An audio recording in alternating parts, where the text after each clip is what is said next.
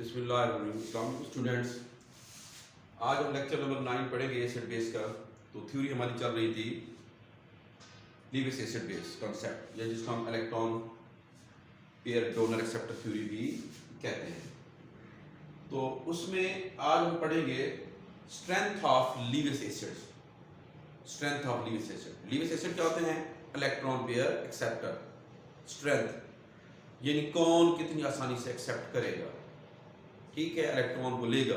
जो स्पीशीज जितनी आसानी से फौरी तौर पर स्ट्रांगली इलेक्ट्रॉन पेयर को एक्सेप्ट करेगी आसानी के साथ फौरी तौर पर, तो वो हमारे लिए उतनी ज़्यादा उसकी लिविस एसिडिटी होगी, उतना लिविस एसिड स्ट्रांग होगा। तो strength of Lewis acid it depends on its tendency to accept. उसमें एक्सेप्ट करने की सलाहियत कितनी है। जिसकी एक्सेप्ट करने की सलाहियत जितनी ज़्यादा होगी, जितना स्ट्रांगली अपने पास खींचेगा इलेक्ट्रॉन पेयर्स को, उतनी उसकी लिविस एसिड स्ट्रेंथ क्या होगी, ज़्यादा होगी। इलेक्ट्रॉन कौन देगा? जाहिर लिविस बेस देगी। दैट इज, यूं भी कह सकते हैं, इट्स कोऑर्डिनेटिंग एबिलिटी, कोऑर्डिनेट करने की सलाहियत। जाहिर है इलेक्ट्रॉन पेयर एक्सेप्टर एक डोनर दे रहे हैं, जो इलेक्ट्रॉन पेयर देते हैं, तो एक डोनर पेयर एक एक्सेप्टर, उनके दरमियान कोऑर्डिनेट कोवेलेंट बॉन्ड की डेफिनेशन है, तो उनके दरमियान कोऑर्डिनेट कोवेलेंट बॉन्ड बनता है, इसीलिए हम इसको कोऑर्डिनेटिंग एबिलिटी भी कहते हैं। तो स्ट्रेंथ ऑफ लिविस एसिड तीन चार फैक्टर्स हैं।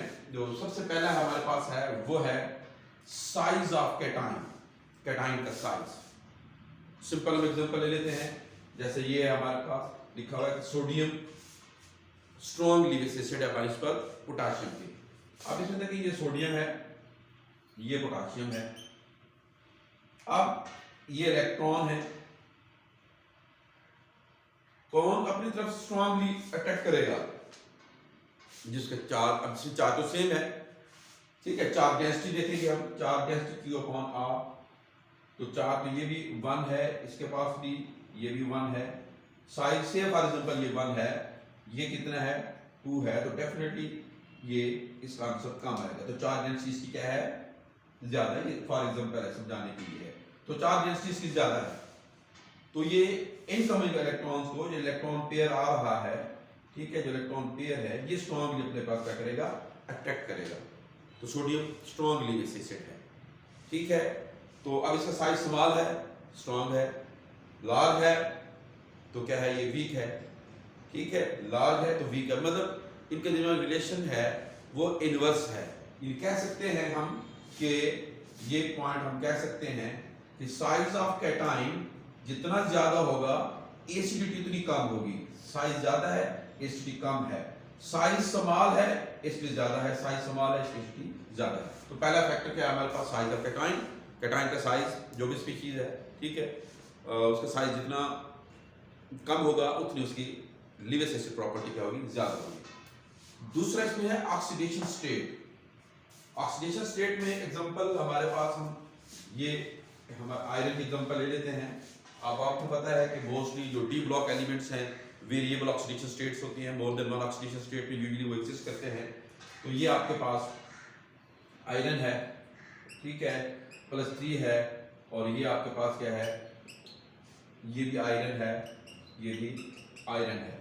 अब इलेक्ट्रॉन पेयर एक्सेप्ट करने की सलाहियत, डेफिनेटली ये इलेक्ट्रॉन पेयर है आपके पास, इसको कौन स्ट्रांगली अटैक करेगा? ये करेगा। चार्ज ज्यादा है, चार्ज क्या है? ज्यादा है। चार्ज डेंसिटी इसकी ज्यादा है, ये भी कह सकते हैं। तो फिर ये डायरेक्टली प्रोपोर्शनल है, यानी जितनी ऑक्सीडेशन स्टेट ज्यादा होगी उतनी, यानी प्लस जितना ज्यादा होगा उतनी उसकी एक्सेप्टेंस भी क्या होगी? ज्यादा होगी, उतनी एसिडिटी उसकी ज्यादा होगी। तो ये साइज ऑफ कैटाइन, फिर ऑक्सीडेशन स्टेट आ गया, ठीक है, और ये साइज ऑफ कैटाइन और ये ऑक्सीडेशन स्टेट। तो ये दो फैक्टर हो गए। तो पहला क्या था? Size of cation. Size of cation भी क्या चीज है? जितना साइज स्मॉल होगा उतनी एसिडिटी ज्यादा होगी।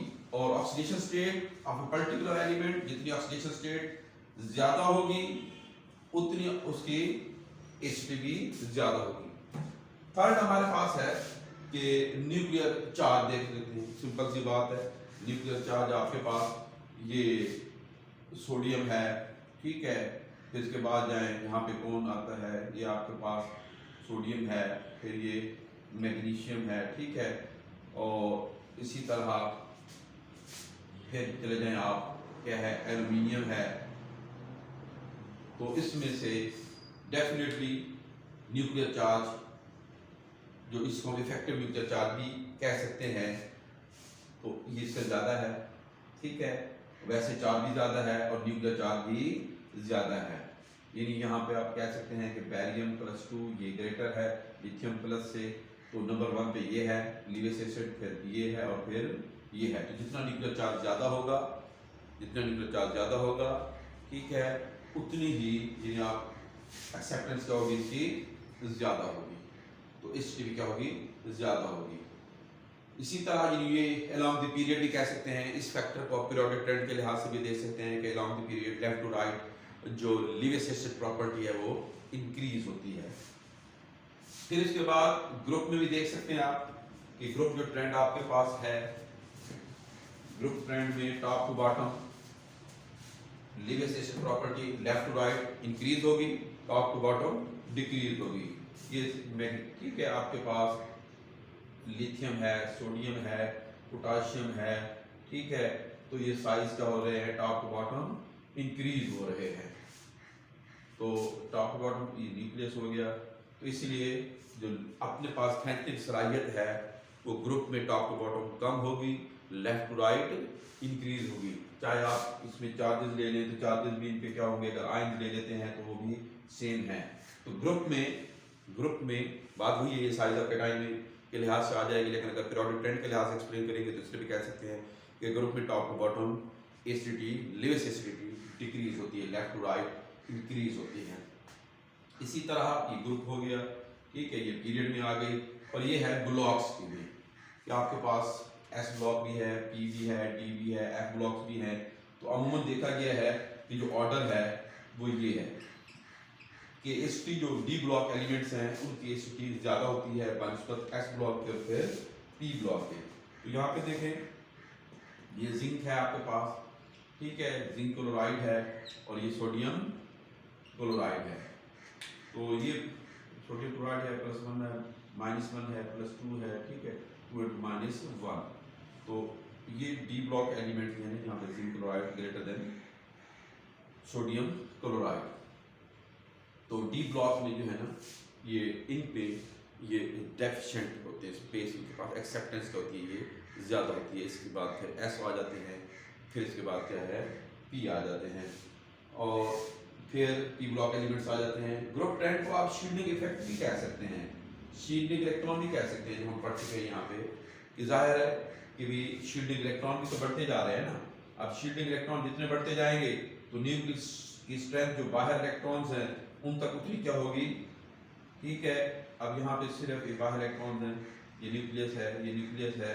तो अब जो इलेक्ट्रॉन्स हैं यहाँ पे ये, ठीक है, ये इलेक्ट्रॉन यहाँ पे है, इसके अट्रैक्शन यहाँ पे, अट्रैक्शन यहाँ पे, इनर इलेक्ट्रॉन बहुत ज़्यादा है, शील्डिंग इफेक्ट स्ट्रॉन्ग है, कम पहुँचेगी तो इसकी एसिडिटी कम होगी। यहाँ पे एसिडिटी क्या है ज़्यादा है, अट्रैक्शन स्ट्रॉन्ग है, इनकमिंग को स्ट्रॉन्ग इसने अट्रैक्ट करना है। तो यूँ भी कह सकते हैं। चीज़ें मेनली दो ही है, ठीक है, डिफरेंट एंगल्स एक्सप्लेन किया गया है।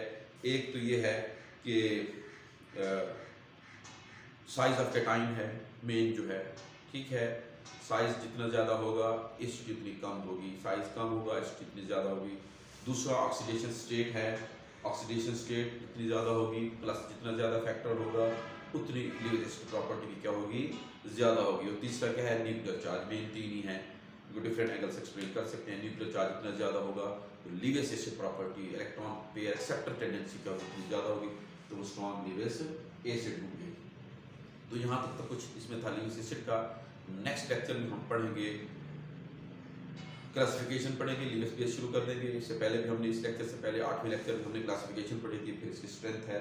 तो नेक्स्ट लेक्चर में हम क्लासिफिकेशन पढ़ेंगे, फिर उसके बाद ठीक है इसकी जो कंपैरिजन है ये लिमिटेशन वगैरह है, ठीक। तब तक इसको तैयार करें, मिलते हैं फिर नेक्स्ट लेक्चर में। अस्सलाम वालेकुम।